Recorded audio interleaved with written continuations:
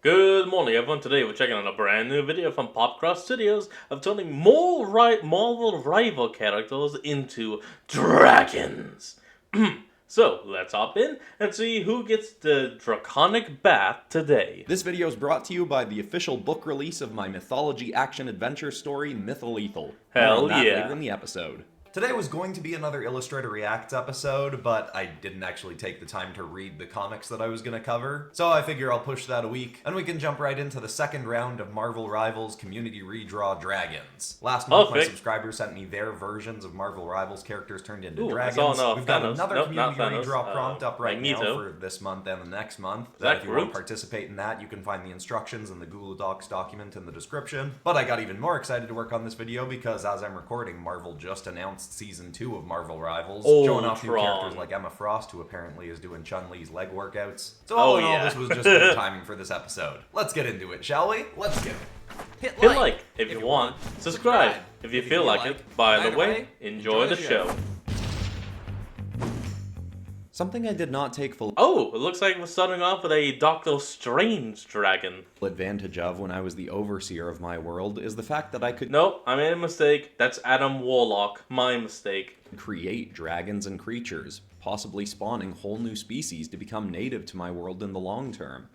I did this on a few occasions and have no regrets about my time as Overseer, but I was reminded of this ability when the current Overseer, Toralei, showed me a creation of her own that may very well be helpful in the future, or in the least make a positive addition to our world. Oh yeah? The creature didn't look like much when I first observed it, as it was encased within a 30-foot tall cocoon. It rested in the forests just outside the village of Sethiel, where Toralei has built her home. She claimed that her intention with this creature was to make something as powerful as a certain begrudging, unkillable ally of mine, but with a much more positive aura to it. Her first result didn't turn out quite so mighty as the unkillable dragon, Snagbasmor, but when the golden cocoon erupted into light and revealed what was forming within, I must say I was quite impressed with her work, including in terms of the name she gave it. Adamas, the Rebirth Wyvern. Ooh, Adamas. So now that is a badass name. The gold and crimson dragon quickly showed an innate... That could actually be like a pretty awesome Yu-Gi-Oh monster. I summon Adamas in attack position! understanding of human languages, despite not speaking them itself, and proved itself to be very intelligent and empathic. It also has impressive healing abilities, like an even more amplified version of that of a young ally of mine, Jake Tajin. It can breathe two varying beams of light from its maw, one to cause damage to its opponents, and the other to heal injuries on itself and others. In fact, its healing abilities on itself are more impressive still. To test her creation, Toralei unleashed an enraged gargantuan smasher dragon into its same region, and the two promptly got into a brawl, as the Adamas saw the smasher as a threat to that area's residents. It held its own in the battle despite the smasher's immense strength. That itself was quite impressive, and it managed to weaken the dragon enough to cease its rampage. The Adamas itself, unfortunately, looked like its own injuries were serious enough that it may pass on. But that was when I saw the evidence of why its name is so fitting.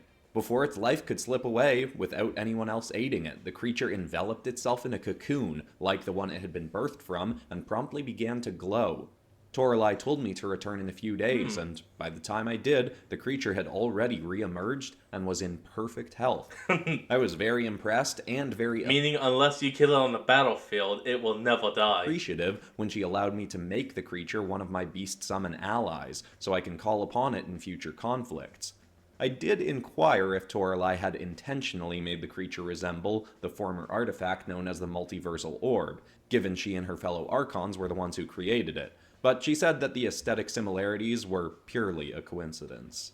Purely looks means nothing. Now, I'll probably have to elaborate on this a little bit, but to me, this looks like one of the purest community redrawings that I've ever done, in the sense that it's very... The drawing that I've done is very similar to Richard Shirley's original pose, and I love that original drawing, but it's also a much simpler rendering style than what I do. Actually, so doing a similar pose, having us looking up at the creature a little bit more, and doing my level of rendering on it, like, I think looking at these two right next to each other is just really, really cool to me. I love both the original and It kind of reminds me of that series of the dad that would take his kids' drawings and turn them into full-on like comic book characters and stuff. I love my version of it. The one tweak on it that I would make if I was doing this again is with the I've been kind of messing around with how I do grass lately, trying to figure out a way that's like a little cartoony but still matches the rest of my rendering. I've found that the way I do grass sometimes is a little bit too busy and noisy and distracting.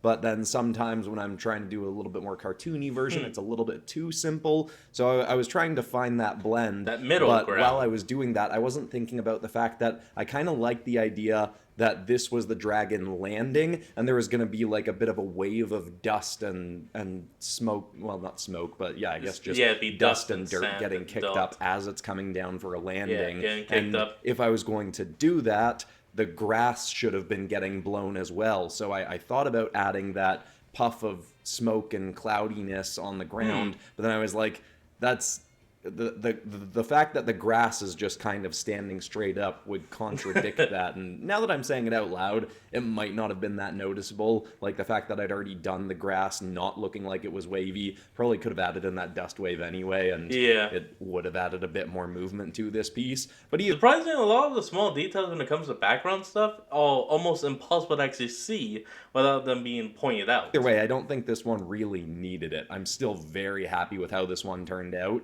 And it's one of those submissions where Adam Warlock isn't one of my personal favorite characters in the game or in movies and comics or anything. So it's a character that I probably never would have picked to use for a Marvel Dragons episode either. So the fact that Richard Shirley submitted something that made me go, oh yeah, this is going to be a great version of Adam Warlock. It's a good I dragon. think that's one of the nice things about having done this as a community redraw prompt. And I like the idea of doing more stuff like this in the future. Getting subscribers to submit a classic pop cross prompt, and then I pick ones to redraw. It also means that I don't have to study the lore as much for characters I don't know because other people are submitting lore for them, and I'm just adapting and tweaking it. Anyway, I love how this one turned out, and let's take a look at the finished result and the color variant.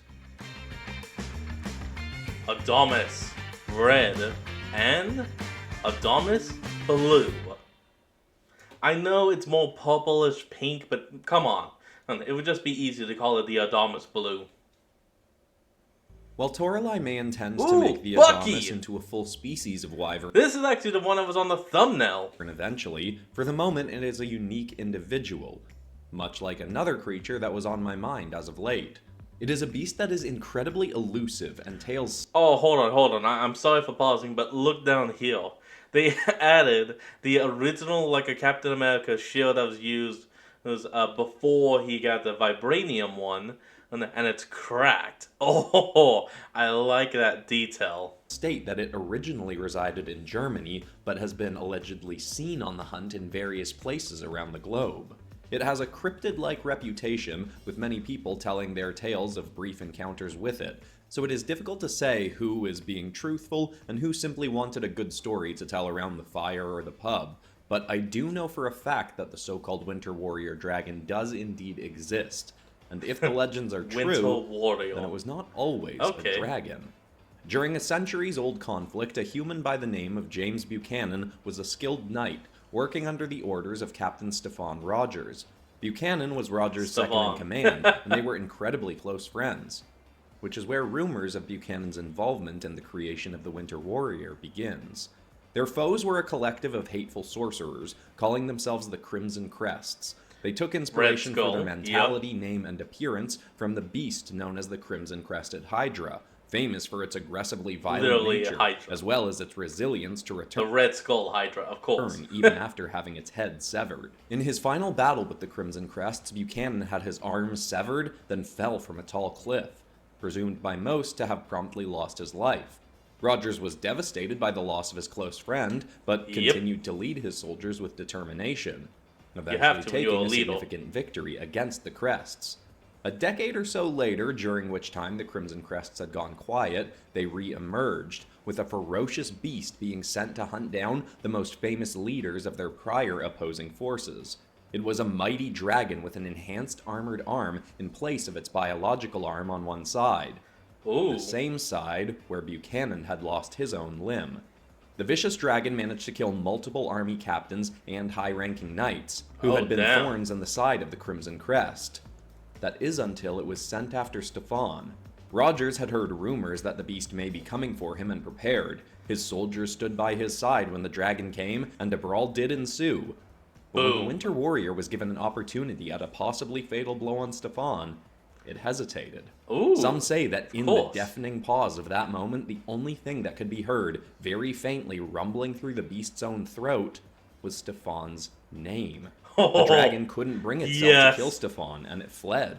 Never again did it go after the enemies of the Crimson Crests, and in fact, some of their own leaders began to mysteriously vanish. With Wow, really? That's all it took to break him out of the brainwashing? Huh. A lot easier than in the movies, even I can say that. And I haven't even watched it. many presuming the Winter Warrior began hunting them down instead. Yeah, I'll be honest. The last Marvel movie I ever watched was Iron Man 2. I never even watched the actual Avenger movie. Whoops. The assumption is obvious that I'm the late. Crimson Crests used their sorcery to turn Captain Rogers' fallen ally into a dragon to do their bidding, but then it refused to take the life of its former ally. This wouldn't be the first time a human had been turned into a dragon in my world. Is this story true? My personal assumption nowadays is yes, though we most may never likely. know for certain how this incredible beast came to be. Now, one of the reasons that I wanted to do multiple episodes for the Marvel Rivals Dragons Community Redraw is because a lot of the people that I was most heavily considering to have their characters redrawn were people who have been redrawn in past community redraws.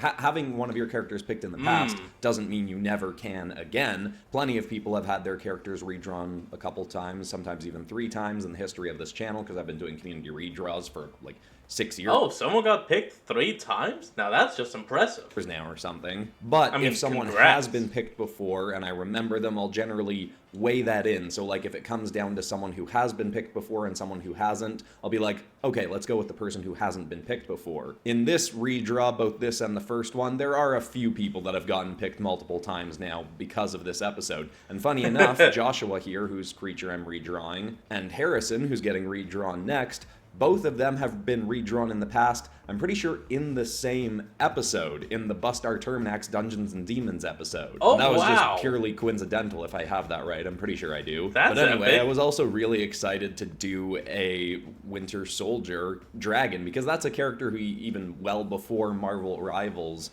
has become something that I'm obsessed with. Winter Soldier is a Everyone character kinda that I've loves considered Bucky. many times to turn into a dragon in one of my Marvel Dragons episodes. He's one that I always thought would make a really cool character, and the idea had come to mind of working in a biomech to his lore or something like that. But again, this episode was nice for the fact that I didn't really have to pick the lore myself, just make some tweaks to what was sent in by Joshua for this one. I also do they a made color some for variant you? on this Oh, one as that's well, nice. like I've been doing on a bunch of stuff lately. Very And useful. sometimes they work out better than others. In this one, I do really like the result to a point where I might even like the color variant better. But one thing that I have Ooh, to I think wonder about what when the I'm doing shine's the gonna color be. variants is when switching from this version, the main version, and the blue version that I do just at the end of this drawing, one thing that changes significantly is the Winter Soldier's arm goes from being a very bright silver to a darker black. And when doing that, the lighting and shading effects that I've done on top of my flat layer, which is the layer on which I'm changing the colors, will have Oh. a different impact on them. Like the glow will be lessened on a much darker arm. So sometimes what I That might would do make is just sense. add a little bit more brightness, like even double the light layer and just keep the part on the parts where I've changed it to a significantly darker section on the character. But in this case, it made the arm look a little bit more matte and a little bit less shiny, and I actually kind of like that, so I just stuck it's with it for this dull one. and aged. And that also just makes it one of the alternate color schemes And plus, silver, after some years, does indeed turn kind of black and dirty. that I think changes things a little bit more significantly. I'm not It makes kidding. it really Look it up. cool to let us see both versions of this. I'm really glad I've started doing this alternate colors thing. Anyway, let's take a look at both of them. Guess you could call it the Winter Warrior Dragon Red Star and Winter Warrior Dragon Blue Star. going Quick off interruption star here to say itself. that my action-adventure mythology story Mytholethal is up on Amazon, just Badass like my other series. book Vigilance. But unlike Vigilance, I added brand new artwork to Mytholethal that has not been seen anywhere else. And Mytholethal actually has like double the artwork that Vigilance had. And I have started mapping out Awesome. a bunch of ideas for the sequel to Mytholethal, which I've said I will officially greenlight if the paperback and ebook collectively sell 1,111 copies in Mytholethal's first month of being released on Amazon. So thank you to everybody who's bought it so far and supported my work. By the way, if you get sent a copy that has significant printing issues, you should absolutely request a replacement from Amazon and they should send it to you totally free of charge. But it seems like most people are very happy with the copies they're getting, and I know the 5 copies that I ordered all came in perfectly. Up on Amazon now, and let's get back into more Marvel Dragons. Let's go. Looking a little farther north, Oh, okay, hold on. Let's take a look at this. Oh, Magica? Alright, never heard this person. then the Winter Warrior is said to make its home, there is a species of drake found in Russia Yeah, I don't know this with an possum. ability that I now question the full breadth of. It is a beast called the Magiclim Drake. It is only around 12 feet in length if you don't count the burly blade at the end of its tail, referred to as its soul fang. However, for its small stature, Okay. it is incredibly ferocious as I like a fighter. the sword. The ability of which I spoke is its ability to create portals to a pocket dimension and disappear into that only to reappear wherever else in my world it seeks to respawn, or simply choosing to remain in that pocket dimension for some time. Long ago, I simply believed this to not be true. Then there was Kind of reminds me of the golden tiger claws from Shaolin Showdown. a period in which I accepted that this was entirely likely as an ability for them to have, but personally assumed that the pocket dimension they were transporting into was a place that I've accessed with the people of the mining colony Isles, which they refer to as the Nether. Now, I'm uncertain. I returned it's to the not mining hell. colony Isles recently to check on the residents there and allies I've made there, and mentioned these drakes, but A straight up Minecraft island. Love it. they stated they'd never seen these creatures I described in the Nether, meaning it is very unlikely that that is where these creatures go. Toralei stated that she wasn't familiar enough with these creatures to know where they go God, either, that- but she doesn't sense when they Sorry about that. I had to fix my camera. For some reason, it wasn't for like tracking my face, but now it's fixed, and as you can see, I can move again. Let's go. transport in and out of our main plane of our dimension.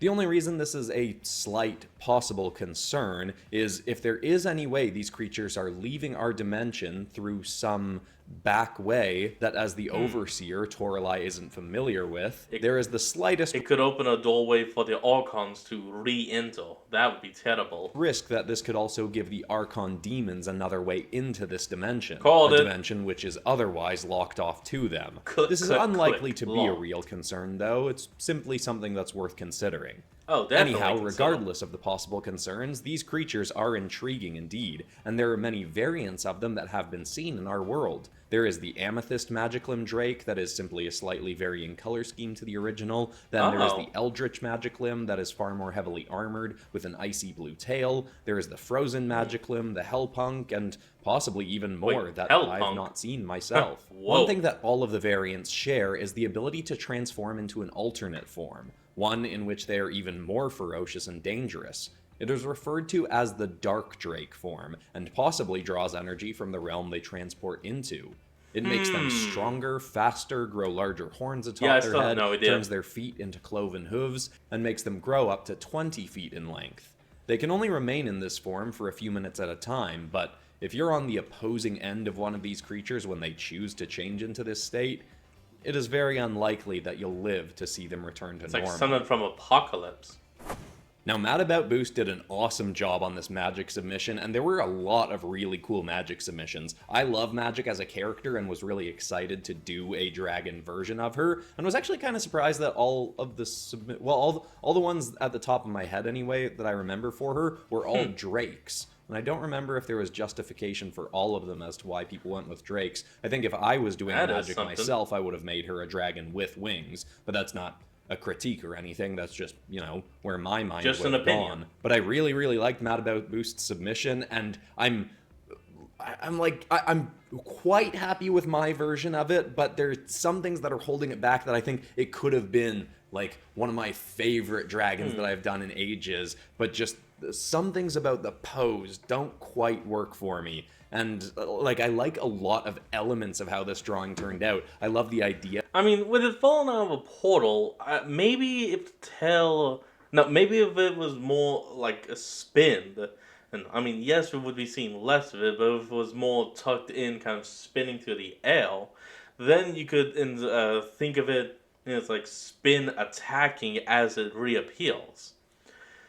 That's only one thing I was thinking of with the pose. Or maybe you have the tail like coming from the side, like it was going for a swipe instead of the downward slash that it has having now. a portal open behind her, giving a hint at the realm that she transports into. I like how the tail is swooping, and I've got some energy coming off the back, inspired by a few different images of magic from Marvel Rivals. I like the rendering on her, mostly the idea of the pose I really like, but I think if I'd just done something like maybe bend her head a little bit farther down, closer to center frame, or bent the tail a little bit more up so it was a little bit more horizontal and have more of that energy swoop kind of going behind the dragon's head, that might have just helped frame it a little bit more and fix the things about it that I don't totally love. And I hadn't actually originally planned to do color variants for this one because Magic's main color variant of her same costume is very similar to her original. Like, it's a pretty subtle color change. Okay. But given Mad About Boost actually worked the Marvel Rival skins variants into the lore that was submitted, felt like I had to do at least one color variant. Oh, yeah, so let's I mean, take a look at both of those now. Yeah, so now we have the Magicum Drake, the Topaz version, and the Magica Drake, Amethyst version.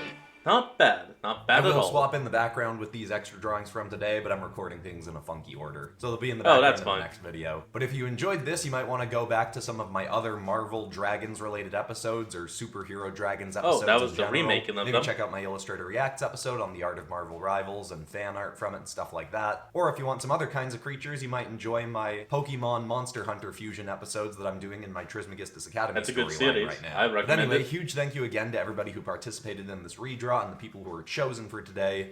Richard Shirley, awesome, Joshua Neath, nice, and Mad About Boost. Also, it's shout good. out to Paul C. Ooh, and Jack Bauer, who were both also Anti-Venom for today. Awesome submissions from those two as well. Anyway, besides that, that's all for today, except of course we're ending this video on some kind of positive or inspiring note. And the thought I want to leave people with today is something I read this week, a reminder of a really good mentality to have that can be helpful in multiple areas of your life. Just keeping the mentality of, I don't know how I'm going to do this, but I'm going to get it done. That was essentially my mentality when I started building Popcross Studios. I didn't really know what I was doing. The channel had a different focus when I started. I just knew I wanted to become a self-employed artist working for myself and making whatever I wanted. And now you will. 6.5 years later or so, it's still one of the best decisions I ever made in my life. Congrats, I hope that's inspiring. I love you all, and I'll see you all in the next episode on Friday. With grammar. That's going to be the end for today's video, and I hope you all enjoyed this. Remember to like, comment, and subscribe for more. Link to the original will be in the description below, and I'll see y'all next time when we flick back on. Till then, this is Fox, signing out. Peace.